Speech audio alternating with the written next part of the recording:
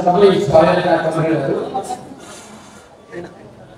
यो अन्तर् संवाद कार्यक्रममा उपस्थित बाँकी जिल्लाका नेपालगञ्ज उपमहानगरपालिकाका सबै नागरिक समाज, बुद्धिजीवी, कर्मचारी, शिक्षक, प्राध्यापक लगायत उपस्थित सम्पूर्ण महानुभावहरू, मैले अहिले तपाईहरुले उठाएको विषयमा धेरै कुरा भन्नु त छैन।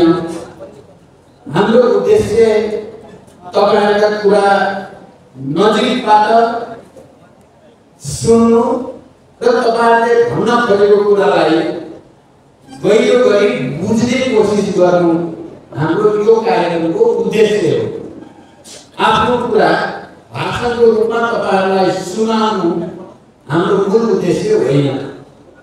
तपाईहरुले देखिराख्नु भएकै छ, हामीले जनतासँग माओवादी हुलाकी मार्ग केन्द्रित तराई मधेस जागरण अभियान सञ्चालन झापाबाट सुरु गर्यौं र प्रत्येक जिल्लाहरूमा हामीले जनताका कुराहरू सुन्ने कोसिस गरिराखेका छौं।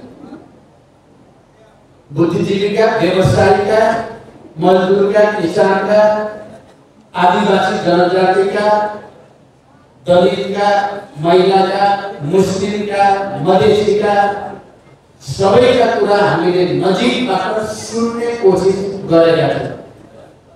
र त्यो क्रममा अलिकति ठूलो अन्तर् संवाद पश्चिम जिल्लाको वीरगञ्जमा आएपछि भएको थियो। सायद तपाईहरुले पनि धेरैले सुन्ने अवसर पनि पाउनु भयो होला या देख्ने अवसर पाउनु भयो होला। अनि त्यहाँबाट यहाँसम्म आइपुग्दा आज नेपालगञ्जमा त्यस्तै प्रवृत्तिको अन्तर् संवाद कार्यक्रम यहाँ आयोजित छ र तपाईहरु कतिपयले निकै तीखो किसिमले, कतिपयले अलि नरम किसिमले अहिलेको परिस्थिति बारे, पार्टीहरू बारे, नेताहरू बारे कुरा राख्नु भयो। म तपाईहरु सबैलाई हाम्रो पार्टी केन्द्रको तर्फबाट यहाँ हाम्रो नेतृत्वको सिनियर टिमले पनि तपाईहरुको कुरा सुनिराखेको छ। मैले एउटा अध्यक्षले मात्रै होइन, नेतृत्वको टिमले नै तपाईहरुले गरेको आलोचना, कोही साथीहरूले गरेको कडा आलोचनालाई पनि गम्भीरतापूर्वक सुनेको छ, मनन गरेको छ। यसको लागि म तपाईहरु सबैलाई हृदयदेखि धन्यवाद भन्न चाहन्छु। हामी अहिले तपाईहरुले भन्नुभयो हामी काउन्टर एट्याक गर्न आएको होइन।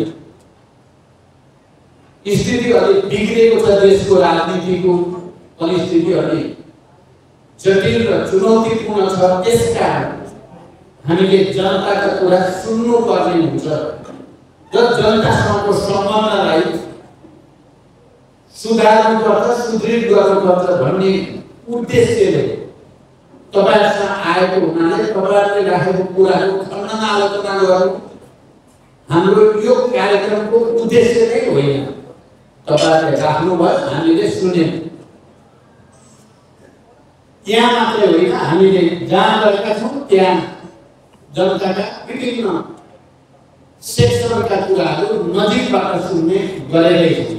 तपाईहरुले भने जस्तै हामीले अझ नजिकबाट भोलि मान्छेका कुरा सुन्नुपर्छ भनेर हामी जहाँ पुगेका छौं शहीदहरूका परिवार, बेपत्ता योद्धाहरूका परिवार, जनयुद्ध र जनआन्दोलनका घाइते अपाङ्गहरू खोजी उनीहरूसँग बसेका छौं।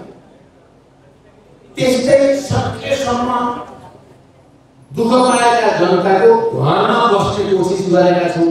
सकेसम्म हामी होटेल बस्न छोडेका छौं। यो त तपाईहरुले पक्कै देखिराख्नु भएकै छ। हामी सकेसम्म तल्लो वर्गको जनताले अहिले के फिलिङ गरेको छ भन्ने कुरा नजिकबाट जान्न चाहेका। त्यसो भएको हुनाले देशको सबभन्दा गरिबी, मानव विकास सूचकाङ्कमा सबभन्दा पछि परेको